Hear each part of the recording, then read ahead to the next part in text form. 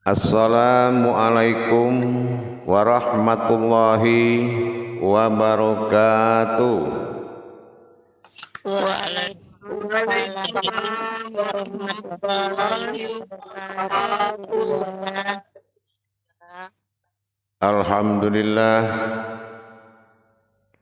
Alhamdulillahi rabbil alamin. Assalatu wassalamu ala asrafil anbiya'i wal mursalin Sayyidina wa maulana Muhammadin. Ashhadu an la ilaha illallah wa ashhadu anna Muhammadar Rasulullah. Allahumma sholli ala Sayyidina Muhammadun musyabihil wal ikram ya wal jalila wal ikram wa tahirin wal mujahidina amma ba'du ibadallah wa ittaqullah. Bersyukur kita kepada Allah dengan mengucapkan alhamdulillahi rabbil alamin atas segala limpahan karunia, rahmah dan hidayahnya, serta dengan izinnya juga kita dapat menjalankan amanahnya, beramal dan beribadah zahir batin dunia dan akhirat.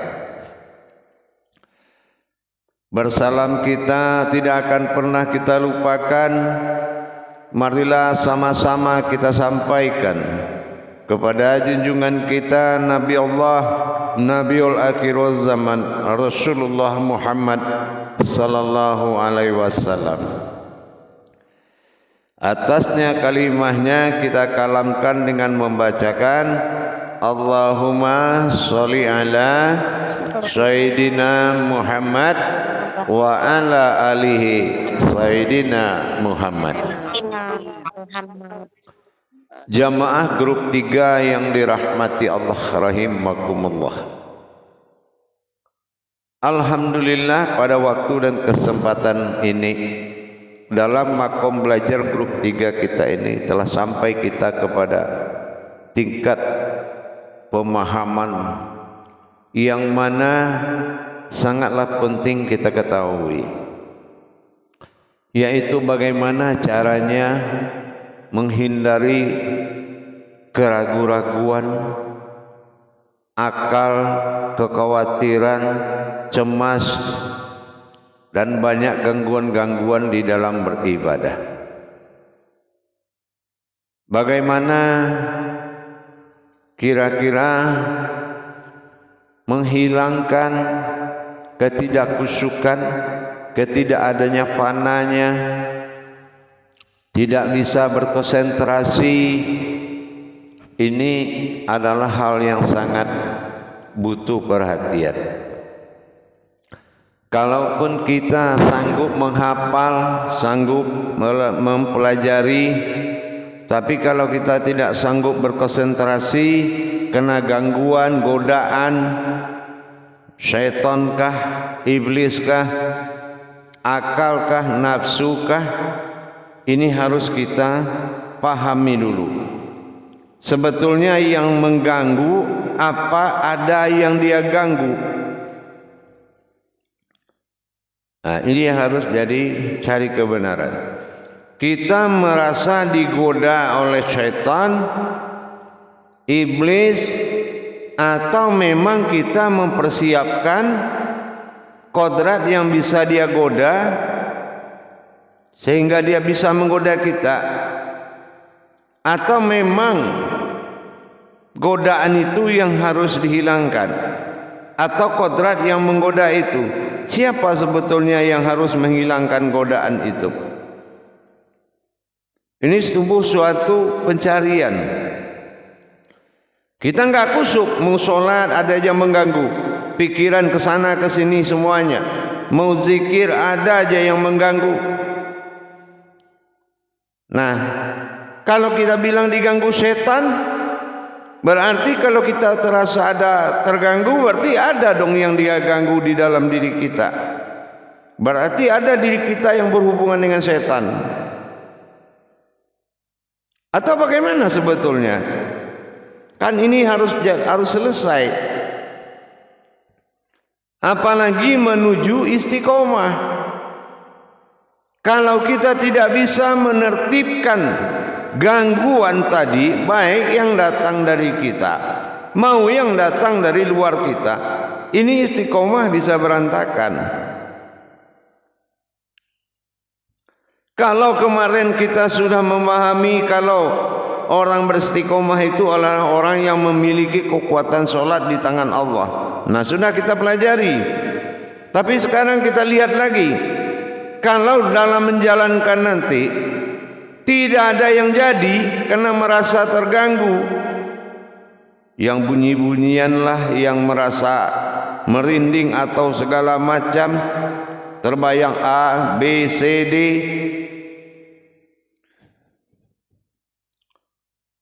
Ini datang yang menggoda atau memang kita memiliki kodrat batil? Semua serba tanda tanya. Untuk itu, mari kita belajar bagaimana kita menghilangkan kebatilan itu yang mengganggu kita dalam beribadah. Bagaimana caranya supaya kebatilan ini sirna dari pandangan kita, sehingga kita tidak terganggu lagi, kita nyaman dalam menjalankan ibadah, santai, nikmat dan menikmati sesuai dengan jalannya. Tapi kalau semua terganggu, ini disebabkan oleh kodrat yang batil itu masih ada di dalam diri kita. Kalau syaitan mah dia sudah perjanjiannya untuk menggoda manusia itu, sudah izin Allah untuk digoda. Karena Allah menjamin tidak akan bisa tergoda, karena manusia itu kalau kebatilan itu masih ada di diri kita, Allah tidak menjamin kita akan bisa bertahan. Tapi kalau sudah tidak ada kebatilan, pasti Allah sudah menjamin. Silakan kalau mau goda, kalau kamu kuat.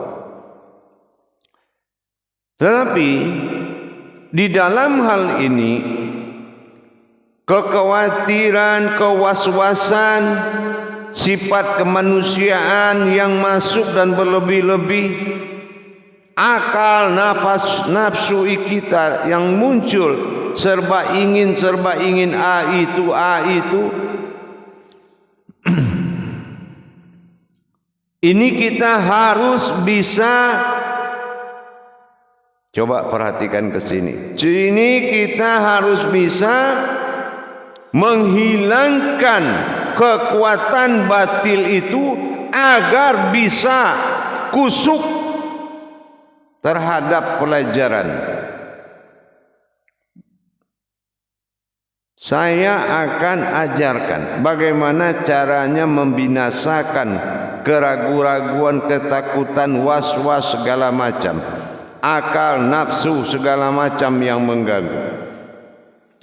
Ingat, dikala kita pernah belajar al-ikhlas, diawali kodrat U, ya, diakhiri oleh kodrat ahad nyata A, U pada dasar awal. Di sini kita harus melihat kepada perjalanan surat An-Nas, ya. Di situ ada kul a'u. Nah, ingat, ya, berarti lihatlah atau saksikanlah, kul, lihat dan saksikanlah, a'u, a dengan u, tapi karena dia di sini adalah hamzah, u-nya maka dinamakan a'u. Nah, kalau a'u itu dinamakan dengan sifat ain karena ada nun, ya. kena nun ain berarti penglihatan. Ya. Nah, kalau ain itu penglihatannya disebut nur ma'in. Ya. Nur ma'in itu adalah cahaya pandangan Allah. Ya. Allah kalau dia melihat sendiri, pandangan dia dipakai itu namanya nur ma'in. Di sini ada ain, alif kasrah a dengan ain hamzah. Nah, di sini sudah dinamakan. Jadi kalau kul a'u, nah katakan dan lihatlah, saksikan dan lihatlah ain. Nah, di sini ada kata zubirab bin nas. Nah, ya, apa? Lihatlah aku menyaksikan atau menguasai birabbi dengan batinku nas nur.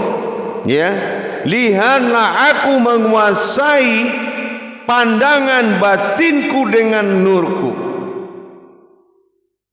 Malik dan bangkit. Ya, Malik dan bangkit. Kin datang, nas berupa nur, ilahinas dan menguasai semuanya, berderajat ketuhanan dan menguasai semuanya.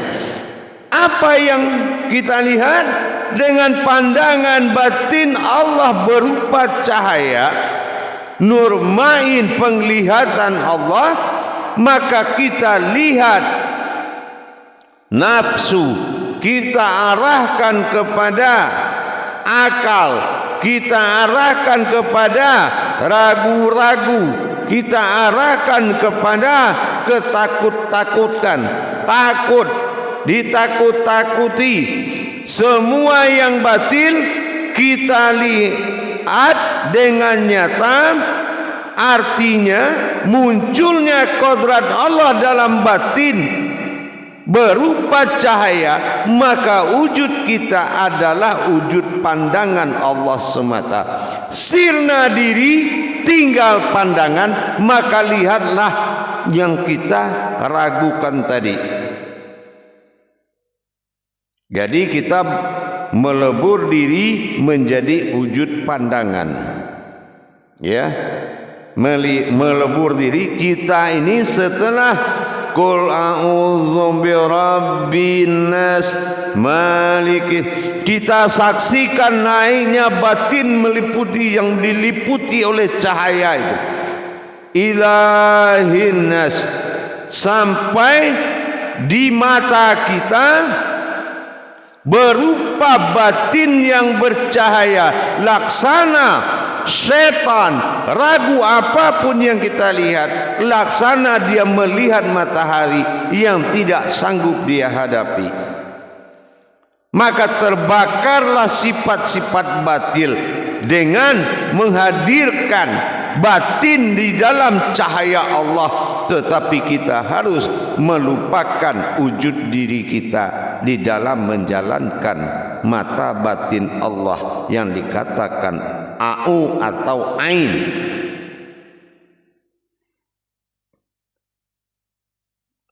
Qul a'u, kita melihat mata batin itu, qul a'u zubirab, dan dia berkuasa menguasai kita, binas batin nur, menguasai kita dengan cahaya batin yang bercahaya atau nur ma'in.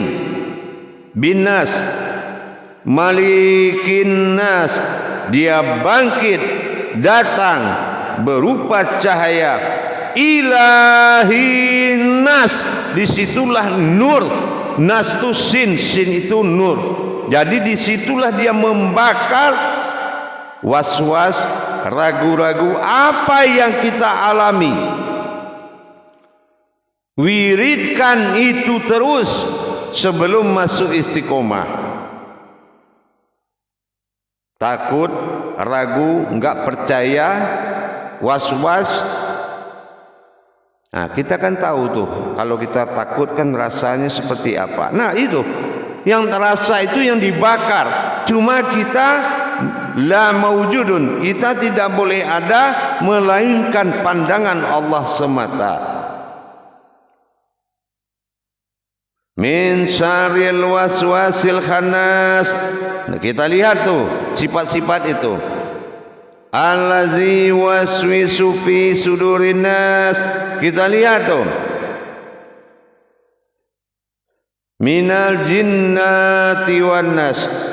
Sifat kemanusiaanku hangus terbakar habis oleh nur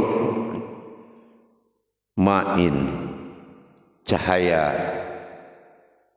Tapi kita memang harus berubah menjadi kodrat cahaya tersebut. Ya. Nah, ini yang dikatakan dengan pandangan, ya. Naik 3 yang hak, terbakarlah 3 yang batil. Nah, baik, kita lakukan muzakarah supaya lebih paham. Salu muzakaratun fil jami'ati rahimakumullah. La ilaha illallah wallahu akbar. Silakan juru tabliknya mengatur jamaahnya untuk bertanya.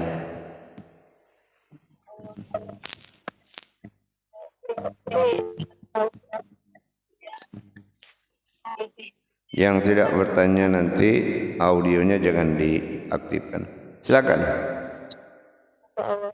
Masih Bu ya tausiahnya.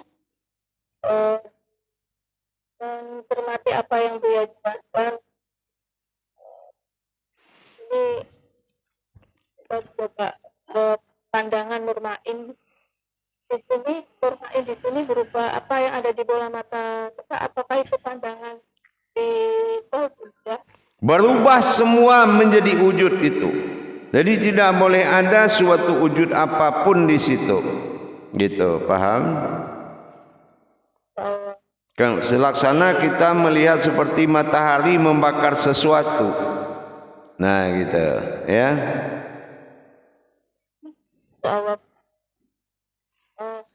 Ini sudah ada yang bertanya. Persilahkan Baga Rati untuk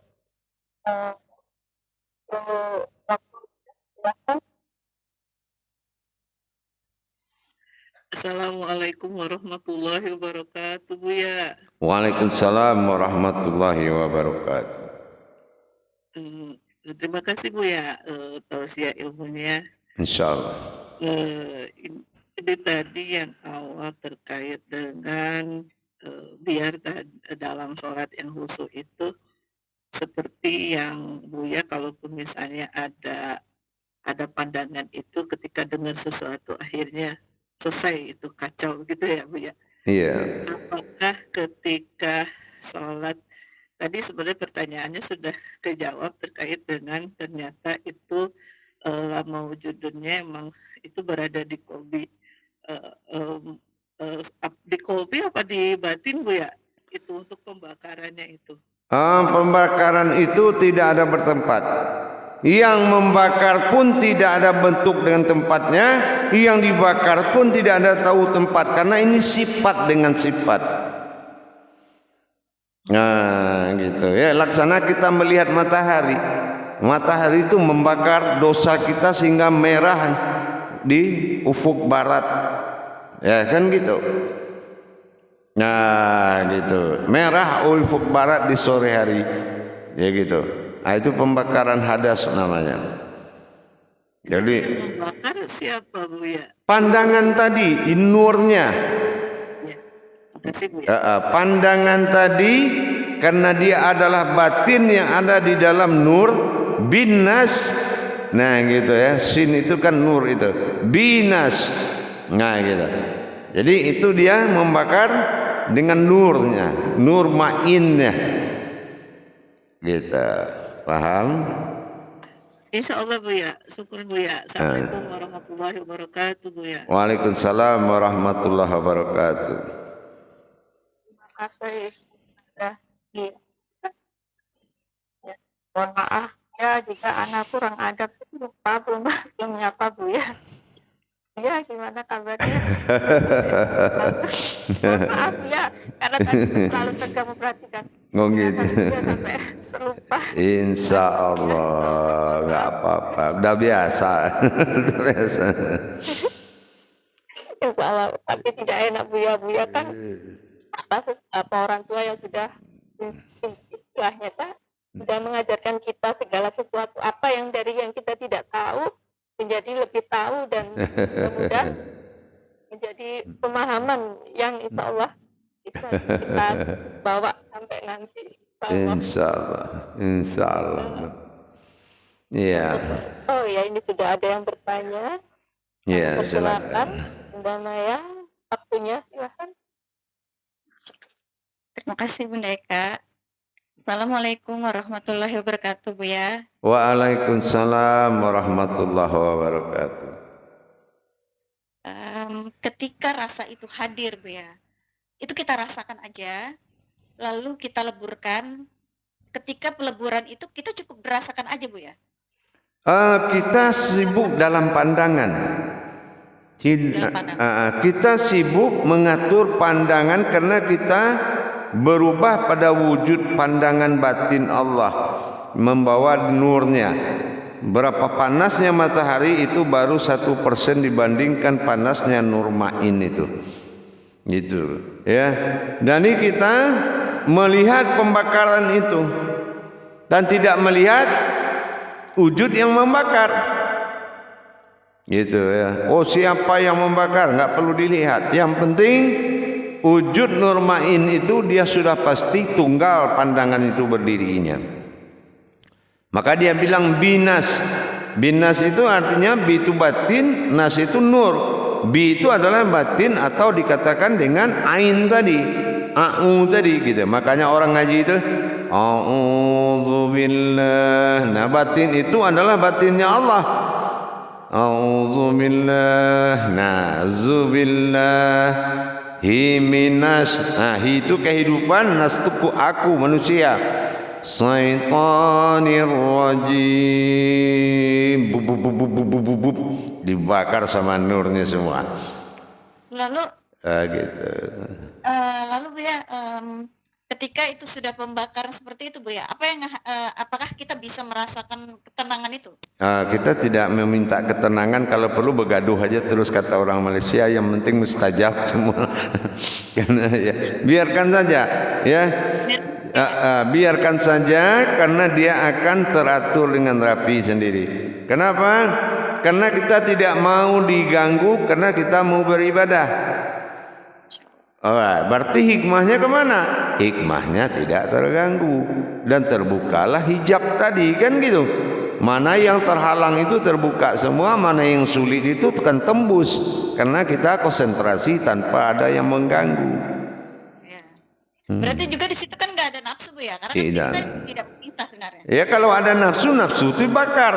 Sekarang mana yang menurut kita yang mengganggu kita, itu yang dibinasakan. Apa yang menurut kita yang membuat kita terganggu? Nafsu kah? Akal kah? Setan kah? Sifat kah? Was-was kah? Bakar aja. Ada nama pasti ada kodratnya. Kodratnya itu yang dibakar, kan gitu. Iya, berarti kan semuanya ada di dalam diri kan Bu? Nah iya, makanya himina syaiton, kehidupan setan kita gitu. Ya, insya Allah. Lalu satu lagi nih Bu ya nih, di dalam surat An-Nas itu kan, birok kan birok nih, hirok kan Bu ya. Terus yang kedua Malik. Ya, bangkit. Terus yang ketiganya Malik Nas, ilah. Ilah itu, ilahin nas itu dia posisinya sebagai Tuhan yang menghancurkan. Yaitu kodratnya sebagai Tuhan yang menghancurkan. Oh begitu. Ya, karena surat An-Nas ini kan 7 tingkat, semua ayat kan 7. Ini salah satu dari yang 7 adalah menghancurkan kebatilan. Bukan surat An-Nas itu cuma satu itu. Surat An-Nas itu memiliki 7 kodrat, sama kayak Al-Fatihah 7 ayat tapi 7 juga kodratnya, semua 7 gitu. Syariat, hakikat, tarekat, ma'rifatnya, kodrat, iradat, ilmu. Jadi cara pembacaan itu ada 7. Ya, paham? Ya, paham. Insya Allah. Assalamualaikum warahmatullahi wabarakatuh. Waalaikumsalam warahmatullahi wabarakatuh. Lanjut, masih ada? Bu Banaya, terima kasih Bu Banaya. Ibu Neka. Iya, Allah. Bu ya, menyambung dari Banaya tadi kan ada 7 kodrat, itu kan dari 3 ke 1 ya, dilanjutkan yang sisanya. Itu di makom kajian lain itu. Oh, gitu. Iya. Nggak boleh ditanya. Oh, mahal itu. Harus terbuka lagi makom kajiannya. Oh, gitu ya. Iya. Ini ada yang bertanya lagi, Ustazah Rati lagi Bu ya, tidak apa 2 kali. Iya, nggak apa-apa. 2 kali. Iya. Maaf Bu ya. Terima kasih. Ya, kami persilakan Ustazah Rati. Bismillahirrahmanirrahim. Assalamualaikum warahmatullahi wabarakatuh Bu ya. Waalaikumsalam warahmatullahi wabarakatuh. Tadi yang membakar itu pandangan. Kalau barusan jawabannya Buya terkait dengan ilahi. Apa ilahi itu keakuannya? Kalau untuk perbuatan pandangan tadi dia memiliki keakuannya di situ. Jadi tidak berdosa bagi sifat itu untuk menghabiskan hadas itu, karena posisinya adalah posisi ketuhanan. Ilahi berarti itu kan kehidupan. Ilah itu Tuhan. Jadi dia adalah memakai kehidupan Tuhan untuk menghancurkan hadas itu. Gitu. Buya itu nyambung dengan yang Allah hukum waktu sholat, ketetapan keputusan nggak Buya? Ya, kalau dalam itu dia keputusan sir, ya, sir.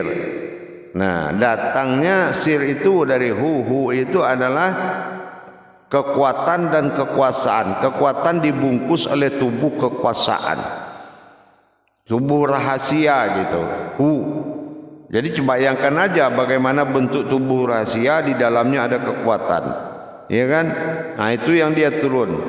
Nah, gitu. Iya.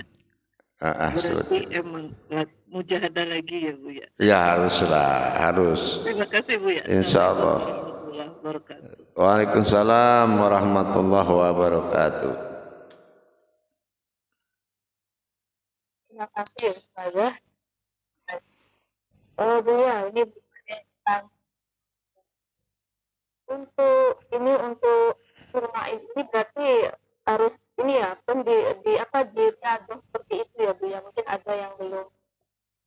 Maksudnya bagaimana? Jangan nurmain ini dihayatkan dulu gitu atau? Iya, semua itu butuh latihan.